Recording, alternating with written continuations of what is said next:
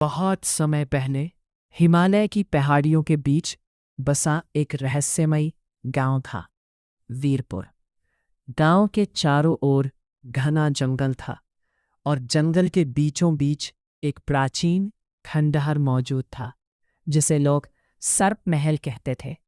गांव वालों का मानना था कि वहां सदियों पुरानी एक नागरानी रहती है, जिसके पास दिव्य शक्तियों वाली नागमणि है। कहा जाता था कि जो भी उस नागमणि को पाने की कोशिश करता, वह कभी लौटकर नहीं आता। गांव में अर्जुन नाम का एक बहादुर लेकिन गरीब युवक रहता था।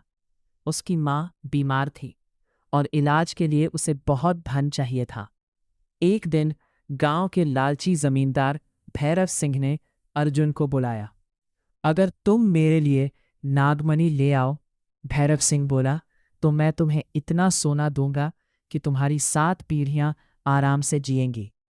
अर्जुन पहले तो डर गया, लेकिन माँ की हालत देखकर उसने हाँ कर दी।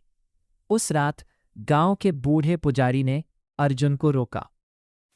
बेटा, पुजारी ने गंभीर आवाज में कहा, नागरानी सिर्फ एक सांप नहीं, एक श्राप है। उसकी नागमणि में अपार शक्ति है, लेकिन उसे पाने की कीमत जान होती है।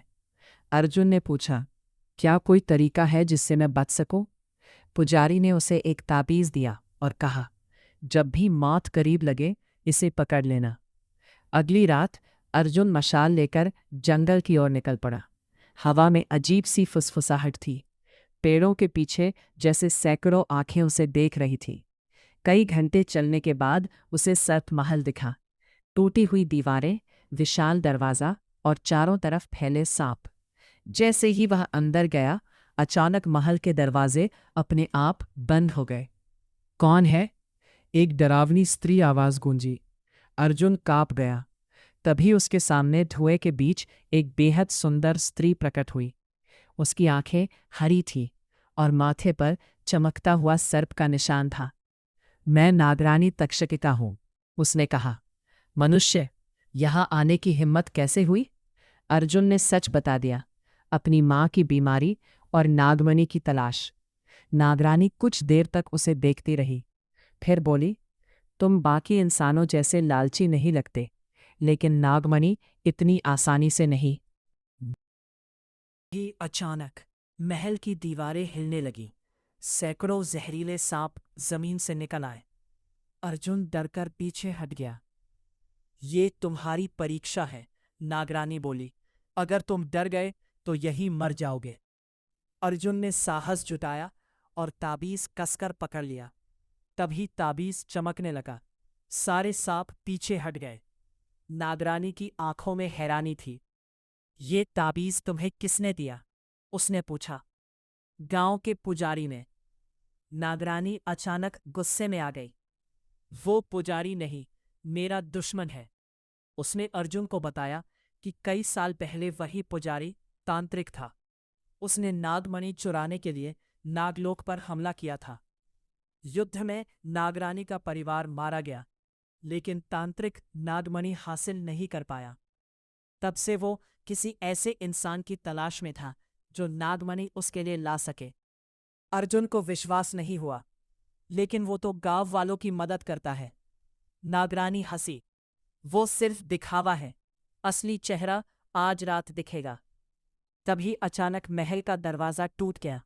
पुजारी अंदर आया, लेकिन अब उसका रूप भयानक था। लंबे बाल, लाल आंखें और हाथ में काला त्रिशूल। आखिरकार नागमणि मेरी होगी।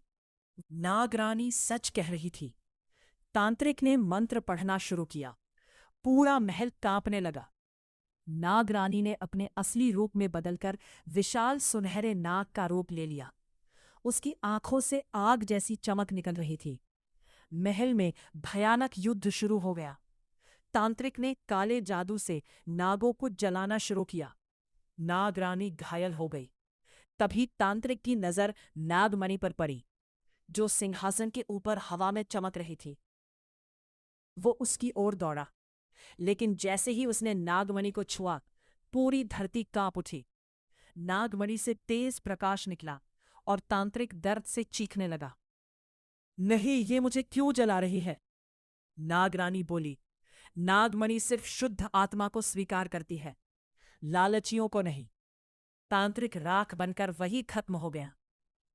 लेकिन युद्ध के कारण नागरानी बहुत कमजोर हो चुकी थी। उसने अर्जुन की ओर देखा। तुम चाहो तो अब नागमणि ले सकते हो। अर्जुन कुछ पल चुप रहा, फिर बोला, अगर मैं इसे ले गया तो लोग इसके पीछे लड़ेंगे, मरेंगे। मुझे सिर्फ मेरी मां चाहिए। नागरानी मुस्कुराई। पहली बार इसकी आंखों में इंसानों के लिए सम्मान था। उसने नागमणि उठाई, तभी शरीर पर डाली। तुम्हारी मां सुबह तक ठीक हो जाएगी। अर्जुन की आंखों में आंसू आ गए। लेकिन बदले में आपको क्या चाहिए?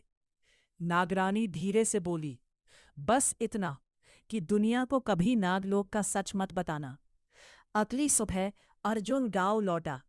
उसकी मां पूरी तरह स्वस्थ थी, लेकिन सर्प महल और जंगल दोनों गायब हो चुके थे, जैसे वो कभी थे ही नहीं।